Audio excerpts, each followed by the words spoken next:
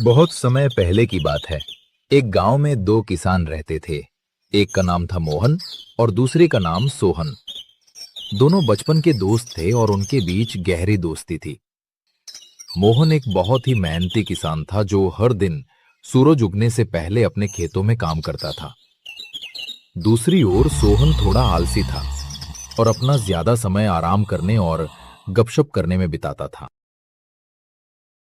गीता, मैं खेतों पर जा रहा हूं तो मेरा खाना बांध दो। मैं वहीं पर खा लूंगा। आज खेतों पर थोड़ा ज्यादा समय लग जाएगा। जी, मैंने आपका खाना पहले से ही बांध कर रखा है। ये लीजिए आपका खाना। समय निकालकर खा लीजिएगा। अच्छा ठीक है, मैं जाता हूं। तुम बच्चों को स्कूल छोड़ आना। आप बच्चों की चिंता बिल्कुल भी मत कीजिए। मैं उन्हें स्कूल छोड़ दूंगी। आप बस अच्छे से अपना काम निपटा कर घर जल्दी आ जाना।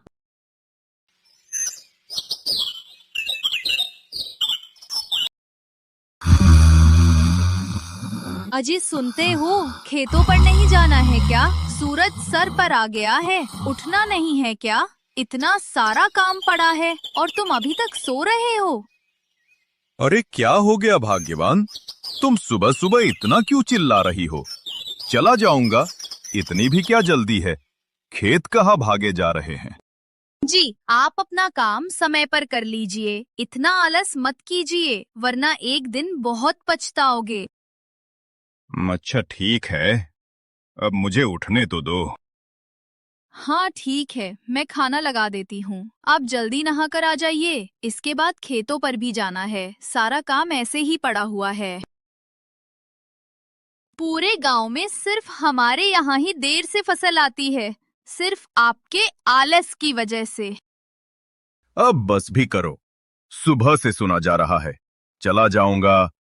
खाने में बस ये दाल चावल ही है, कोई सब्जी नहीं बनाई क्या? अजी, सब्जी तो तब बनाऊंगी ना जब आप काम करके कुछ पैसे लेकर दोगे। पिछली बार जो फसल बिकी थी उसके अब थोड़े बहुत ही पैसे बचे हैं, जिसमें ये दाल चावल ही खाने को मिलेगी। आपको अगर सब्जी खानी है तो जल्दी फसल उगाइए। मैं ये दाल चावल ही खा लेता हूँ। अच्छा ठीक है। अरे मोहन भाई, सारा खेत आज ही जोत डालोगे क्या? कुछ कल के लिए भी छोड़ दो। हाँ सोहन भाई, बस थोड़ा सा ही खेत बचा है, उसे भी आज ही जोत दूंगा ताकि कल से मैं अपने खेत में बीज बो सकूं।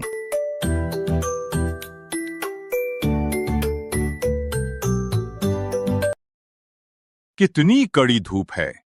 इतनी कड़ी धूप में तो बहुत मुश्किल होगा काम करना। एक काम करता हूँ, थोड़ी देर आराम कर लेता हूँ, फिर आराम से खेत जो दूंगा।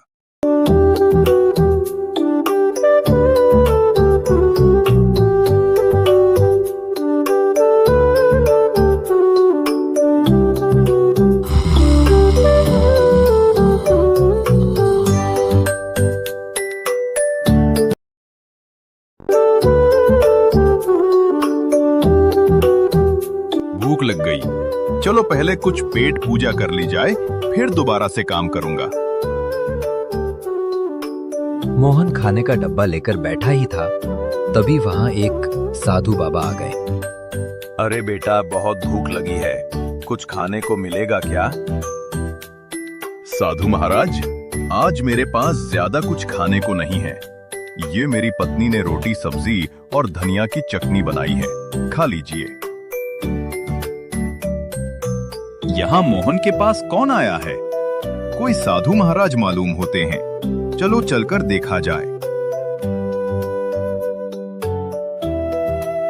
प्रणाम साधु महाराज। खुश रहो बेटा, तुम्हारा कल्याण हो। महाराज, मैंने आपके लिए आसन लगा दिया है, आप यहाँ बैठकर खा लीजिए। पर बेटा, तुम्हारा खाना मैं खा लूंगा तो तुम क्या खाओगे? आप मेरी चिंता मत कीजिए बाबा, मैं थोड़ी देर में घर जाकर खा लूंगा। आप ही खाना खा लीजिए।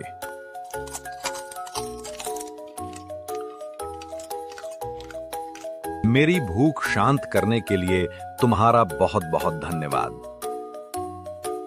धन्यवाद की कोई जरूरत नहीं है बाबा, ये तो हमारा सौभाग्य है कि आपने हमें अपनी सेवा करने का मौका दिया।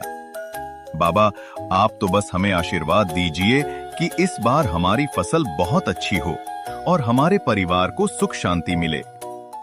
तुम दोनों को मेरा आशीर्वाद। मनुष्य किसान हमेशा सफल होता है, लेकिन आज मैं तुम्हें कुछ विशेष देना चाहता हूं। साधु महाराज अपनी झोली में से कुछ छोटे छोटे बीज निकालते हैं और उन्हें मोहन और सोहन को देते हैं। साधु महाराज, ये किस चीज के हैं? क्या ये कोई विशेष फसल के हैं या कोई साधारण बीज? नहीं, ये जादुई बीज हैं। इन्हें अपने खेतों में बो दो तो हाँ, तुम्हें वही देंगे जो तुम बहुत ज्यादा चाहते हो। हम आपकी इस मुलाकात के लिए बहुत आभारी हैं साधु महाराज। मैं इन्हें बहुत अच्छे से देखभाल करूंगा और रोज पानी दूंगा। लेकिन ये जादू है। तो हमें इतनी मेहनत करने की क्या जरूरत है? और ये बात हमेशा याद रखना, जादू उसके लिए काम करता है जो उसकी कदर करता है। मेहनत के बिना फल नहीं मिलता। दोनों घर लौटते हैं और रास्ते में बातें करते हैं। सोहन कहता है, ये जादुई बीज बहुत अनमोल है, लेकिन मुझे नहीं लगता कि रोज पानी देने से कोई खास असर होगा। मोहन बोला, साधु महाराज ने साफ कहा था कि प्यार और मेहनत के बिना कुछ नहीं मिलेगा, इसलिए मैं इन्हें पूरे मन से सींचूंगा।